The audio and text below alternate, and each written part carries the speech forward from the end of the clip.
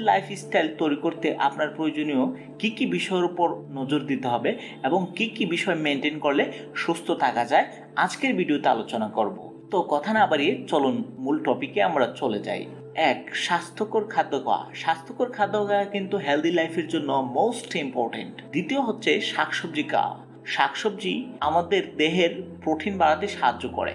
নিয়মিত ব্যায়াম করা, বেশি পানি পান করা, শরীরের ওজনের দিকে খেয়াল রাখা, লবণ এবং চিনি খুবই কম খাওয়া, ফ্রিজিং জাতীয় খাবার এড়িয়ে চলা, চর্বি জাতীয় খাবার বর্জন করা, অ্যালকোহল বর্জন করা, ধূমপান না করা, পর্যাপ্ত পরিমাণ ঘুমানো, স্ট্রেস ম্যানেজমেন্ট, হাইড্রেট থাকা, যৌন স্বাস্থ্য ঠিক রাখা, নিয়মিত বডি চেক আপ করা এবং সে অনুযায়ী প্রেসক্রাইব ওষুধ খাওয়া, প্রতিদিন নতুন কিছু অর্জন করা বা শিক্ষা করা।